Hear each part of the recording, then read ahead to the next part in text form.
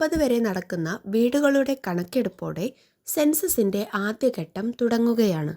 ലോകത്ത് ഏറ്റവും കൂടുതൽ ജനസംഖ്യയുള്ള നമ്മുടെ രാജ്യത്തെ ഏറ്റവും വലിയ കണക്കെടുപ്പിന്റെ ചരിത്രവും വിശദവിവരങ്ങളും അറിയാം. Welcome back to my channel traits by Naina. ജനസംഖ്യാ കണക്കെടുപ്പിന് പൊതുവെ ഉപയോഗിക്കുന്ന പദമാണ് സെൻസസ്. ലാറ്റിൻ പദമായ സെൻസറയിൽ നിന്നാണ് ഇത് രൂപപ്പെട്ടത് എന്ന് കരുതുന്നു. വിലയിരുത്തുക, നിരക്കു നിശ്ചയിക്കുക, കണക്കാക്കുക എന്നെല്ലാമാണ് സെൻസറയുടെ അർത്ഥം. സെൻസസ് എന്ന അർത്ഥത്തിൽ മലയാളത്തിലടക്കം ഉപയോഗിക്കുന്ന മറ്റൊരു പദമാണ് കാനേഷുമാരി.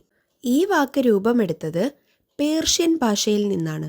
വീട് എന്നർത്ഥം വരുന്ന ഖനെ, എണ്ണം എന്നർത്ഥം വരുന്ന ഷോമാരെ എന്നീ പദങ്ങളിൽ നിന്നാണ് കാനേഷുമാരി രൂപപ്പെട്ടതെന്ന് കരുതുന്നു. ഐക്യരാഷ്ട്ര സംഘടന ജനസംഖ്യാ നിധിയുടെ അഭിപ്രായ പ്രകാരം സമാധാനകാലത്ത് ഒരു രാജ്യത്തിന് ഏറ്റെടുക്കാൻ കഴിയുന്ന ഏറ്റവും സങ്കീർണവും ബൃഹത്തായതുമായ പ്രവർത്തനങ്ങളിലൊന്നാണ് ജനസംഖ്യാ സെൻസസ്. ഒരു രാജ്യം മുഴുവൻ മാപ്പ് ചെയ്യുന്നത് മുതൽ പൊതുജന അവബോധ ക്യാമ്പയിനുകൾ നടത്തുക, എല്ലാ വീടുകളും പരിശോധിക്കുക, ഡാറ്റകൾ വിശകലനം ചെയ്യുക എന്നിങ്ങനെ സെൻസസിന് പല ഘട്ടങ്ങളുണ്ട്. സെൻസസിന് രാജ്യാന്തരമായി ഏക സ്വഭാവം കൊണ്ടുവരാനായി ഐക്യരാഷ്ട്ര സംഘടനയുടെ സ്റ്റാറ്റിസ്റ്റിക്കൽ കമ്മീഷൻ 1958 ജനസംഖ്യാ കണക്കെടുപ്പിനുള്ള തത്വങ്ങളും ശുപാർശകളും പുറത്തിറക്കി. സെൻസസ് കേവലം തലതൊട്ടെണ്ണൽ മാത്രമല്ല, രാജ്യത്തെ ജനങ്ങളുടെ സാമ്പത്തികാവസ്ഥ, സാക്ഷരത, വിദ്യാഭ്യാസം, വീട്ടിലെ സൗകര്യങ്ങൾ, നഗരവൽക്കരണം, ജനനനിരക്ക്, മരണനിരക്ക്, ഭാഷ, മതം, പ്രവാസം, വൈകല്യം എന്നിങ്ങനെയുള്ള സാമൂഹിക, സാമ്പത്തിക, സാംസ്കാരിക സാഹചര്യങ്ങളെക്കുറിച്ച് വിവരം നൽകുന്ന വിവരശേഖരണമാണ്. സെൻസസിൽ നിന്ന് ലഭിക്കുന്ന വിവരങ്ങളുടെ അടിസ്ഥാനത്തിലാണ് കേന്ദ്ര സർക്കാർ മുതൽ പഞ്ചായത്ത് തലത്തിൽ വരെ പദ്ധതി ആസൂത്രണം നടത്തുന്നത്. രാജ്യത്തിൻ്റെ വികസന പദ്ധതികൾ എത്രമാത്രം വിജയിച്ചു എന്ന് പരിശോധിക്കുന്നതും സെൻസസിൽ നിന്ന് ലഭിക്കുന്ന വിവരങ്ങളുടെ അടിസ്ഥാനത്തിലാണ്. ലോക്സഭാ, അസംബ്ലി, പഞ്ചായത്ത്, കോർപ്പറേഷൻ, മണ്ഡല, വാർഡ്, ഡിവിഷൻ വിഭജനം നടത്തുന്നതും സെൻസസിൽ നിന്ന് ലഭിക്കുന്ന ജനസംഖ്യയുടെ അടിസ്ഥാനത്തിലാണ്. ഇനി സെൻസസിൻ്റെ ചരിത്രം ഒന്ന് നോക്കിയാലോ. ക്രിസ്തുവിൻ്റെ ജനനത്തിന് 4000 വർഷം മുമ്പ് തന്നെ ലോകത്ത് ജനങ്ങളുടെ കണക്കെടുപ്പ് ആരംഭിച്ചിരുന്നു എന്ന് പറയപ്പെടുന്നുണ്ട്. പ്രാചീന Egypt, Babylonia, India, China, Greece, Rome എന്നിവിടങ്ങളിൽ ഭാഗികമായ സെൻസസ് പ്രവർത്തനം നടന്നിരുന്നതായിട്ട് രേഖകളുണ്ട്. ജനസംഖ്യാ കണക്കെടുപ്പ് കൃത്യമായ ഇടവേളകളിൽ ആദ്യമായി നടത്താൻ തുടങ്ങിയത് റോമക്കാരാണ്. ലോകത്ത് ആദ്യമായി വിപുലമായ സെൻസസ് രാജ്യവ്യാപകമായി നടത്തിയത് ചൈനയാണ്. കണക്കുകൾ കൃത്യമായി പ്രസിദ്ധീകരിച്ച ആദ്യ സെൻസസ് ആയിട്ട് അംഗീകരിക്കപ്പെട്ടിട്ടുള്ളത് 1750 നടന്ന സ്വീഡിഷ് കണക്കെടുപ്പാണ്. അമേരിക്കയിലെ ആദ്യ സെൻസസ് 1790 ബ്രിട്ടനിലെ ആദ്യ സെൻസസ് 1801 ഇന്ത്യയിൽ ശാസ്ത്രീയമായ രീതിയിൽ ആദ്യ സെൻസസ് അഥവാ കാനേഷുമാരി നടന്നത് 1872 ബ്രിട്ടീഷ് ഭരണകാലത്താണ്. റിപ്പൺ പ്രഭു വൈസ്രോയി ആയിരുന്ന കാലത്താണ് 1881 ഇന്ത്യയൊട്ടാകെ ആദ്യമായി സെൻസസ് നടന്നത്. ഈ സെൻസസ് പ്രകാരം ഇന്ത്യയിലെ ജനസംഖ്യ 25,38,91,821 ആയിരുന്നു. കശ്മീരും ഫ്രഞ്ച്, പോർച്ചുഗീസ് കൊളോണിയൽ പ്രദേശങ്ങളും ഒഴികെയുള്ള ബ്രിട്ടീഷ് ഇന്ത്യയുടെ മുഴുവൻ പ്രദേശങ്ങളും ഉൾപ്പെട്ട ഈ സെൻസസിൽ 12 ചോദ്യങ്ങളുള്ള ഒരു സെൻസസ് ഷെഡ്യൂൾ ഉപയോഗപ്പെടുത്തി. 1881 മുതൽ ഓരോ 10 വർഷത്തെ ഇടവേളകളിലും ഇന്ത്യയിൽ സെൻസസ് നടത്തി വരുന്നു. എന്നാൽ 2021 നടക്കേണ്ടിയിരുന്ന സെൻസസ് COVID-19 മഹാമാരി മൂലം വൈകി. 1951 ഫെബ്രുവരി 9 സ്വതന്ത്ര ഇന്ത്യയിലെ ആദ്യത്തെ സെൻസസ് ആരംഭിച്ചത്. ഈ സെൻസസ് പ്രകാരം ഇന്ത്യയിലെ ജനസംഖ്യ 36,10,88,90 ആയിരുന്നു. 2011 സെൻസസ് പ്രകാരം ഇന്ത്യയിലെ ജനസംഖ്യ 121,08,54,977 ആയിരുന്നു. അതിൽ സ്ത്രീകൾ 58 കോടി, പുരുഷന്മാർ 62 കോടി. സ്വാതന്ത്ര്യത്തിന് ശേഷമുള്ള 8ാമത്തെ കണക്കെടുപ്പാണ് ഇന്ത്യയിൽ ഇപ്പോൾ നടക്കുന്നത്. 1872 മുതൽ പരിഗണിച്ചാൽ 16ാം സെൻസസും. നിലവിൽ ലോകത്ത് ഏറ്റവും അധികം ജനസംഖ്യയുള്ള രാജ്യം ഇന്ത്യയാണ്. 2021 നടക്കേണ്ടിയിരുന്ന ജനസംഖ്യാ കണക്കെടുപ്പ് COVID-19 മൂലം മുടങ്ങുകയും തുടർന്ന് നീണ്ടുപോവുകയുമായിരുന്നു.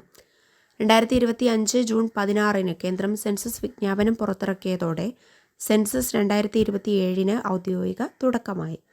സെൻസസ് നടപടികൾ പൂർത്തിയാക്കാൻ 3 വർഷമെങ്കിലും വേണ്ടിവരും. 2027 മാർച്ച് 1 ജനസംഖ്യയാണ് ഈ സെൻസസിലൂടെ പ്രഖ്യാപിക്കുന്നത്. സ്വതന്ത്ര ഇന്ത്യയിലെ ആദ്യ ജാതി സെൻസസും ഇതോടൊപ്പം നടക്കും. രജിസ്ട്രാർ ജനറൽ ആൻഡ് കമ്മീഷണറാണ് ഇന്ത്യയിൽ സെൻസസ് പ്രവർത്തനങ്ങൾക്ക് ചുക്കാൻ പിടിക്കുന്നത്.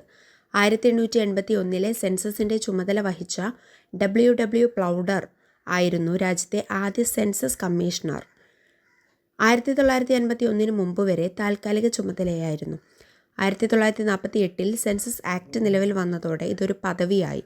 ജനസംഖ്യയുമായി ബന്ധപ്പെട്ട വിവരങ്ങൾ വ്യവസ്ഥാപിതമായി ശേഖരിക്കാൻ 1949 മെയ്യിൽ കേന്ദ്ര ആഭ്യന്തര മന്ത്രാലയത്തിന് കീഴിൽ office of the registrar general of India and census commissioner സ്ഥാപിക്കാൻ തീരുമാനിച്ചു. 1949 MWM യീറ്റ്സ് ആദ്യ registrar general of India and census കമ്മീഷണറായി.